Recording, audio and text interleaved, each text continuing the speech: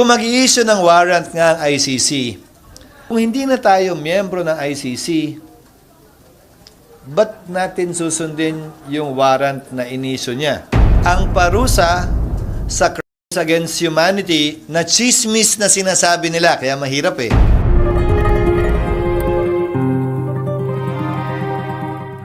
Ano bang nire-reacta natin? May development nga ba sa ICC o nanggagaling lamang sa isa o dalawang taong hindi naman talaga tagapagsalita ng ICC? Hindi, ang problema ko kung ang hirap mag-react nang wala ako nakikitang dokumento mula sa ICC at hindi ICC mismo ang nagsasalita. At kung pagbabasihan mo, ang napanood ko lamang yata ay si Secretary Remulla. Sabi niya may nakita raw siyang dokumento na parang gusto siyang interviewin. Tama ba? Yun lang yung narinig ko. Pero hindi ko naman nakikita pa yung papel. At kung gusto man siyang interviewin, hindi ko alam kung napadala na siya ng notisya na gusto siyang imbitahin. Papangunahan ko na. Unique at kakaiba ito dahil kung pag-uusapan natin ang nakaraan ng Senado, yung mga naunang Senate President sa kaso ni Senator Enrile, sa kaso ni Senator De Lima, sa kaso ni Senator Trillanes, ang naging pasya ng Senate President sa mga panahong yon, huwag payagang arestuhin ang isang senador habang nagsesesyon ang Senado. In-extend ng konti yan sa kaso ni Senator Trillanes. Huwag payagang arestuhin sa loob ng pasilidad ng Senado. Pero sa labas, pwede na, o paglabas, pwede na. Alam nyo? Pero hindi sinasabing immune siya sa aresto. Pangalawa, sa ilalim ng saligang batas, immune from arrest ang isang mambabatas para sa isang krimen na ang kaparusahan ay hindi lalampas ng 6 na taon.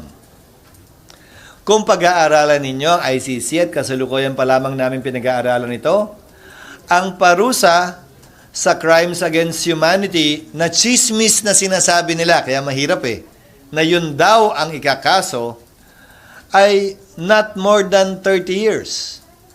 So, ang not more than 30 years ba, pasok sa hindi lalampas sa 6 na taon? Ang batas kasi natin, may minimum, may maximum. Eh, ang batas doon iba eh. So, pag in-apply mo yung constitution natin sa terminolohiya ng batas nila, posibleng pumasok. Di ba? Ang not more than 6 years, pasok sa not more than 30 years. So, pinapapag-aralan namin sa mga abogado ngayon, at tiyak ko pinag-aaralan din ng abogado ni Senator Bato. So, hindi sa ganun ka simple. Sunod, kung mag-i-issue ng warrant, ito'y puro katanungan lamang. Kung mag-i-issue ng warrant nga ang ICC, kung hindi na tayo miyembro ng ICC, ba't natin susundin yung warrant na in-issue niya? Iba yung may jurisdiction sila nung nangyari yung mga events na sinasabi nila. Doon sa, ngayon, di na tayo miyembro eh. So, legal bang pwedeng ipatupad yan ng pulis? Hindi ko alam ang sagot. Legal bang, pag pinakitaan ka ng warrant ng ICC na hindi na tayo miyembro, anong legal na epekto nandito? So marahil, baka may dagdag pang proseso. Yung tinatawag nating recognition of foreign judgment. Na para madesisyon na ng korte kung tama nga ba yun o legal o hindi. Tapos, yung korte natin na lokal ang mag-i-issue. O hindi mag-i-issue, depende sa kanila. Ito'y lahat bagong mga sitwasyon legal na hindi pa natin napagdadaanan. So, hindi ko pa masabi kung anong magiging kapasahan dahil hindi pa namin klarong nakikita rin yung mga legalidad na papasok dito. Pinapapag-aralan ko pa rin sa legal ng Senate. Pero ano bang nakasulat dun sa ICC?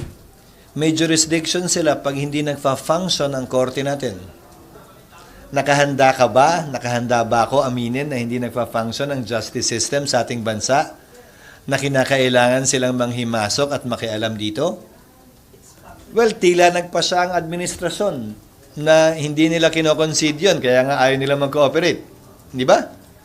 Pero isa yun sa requirements. Ako, may jurisdiction sila dahil dysfunctional.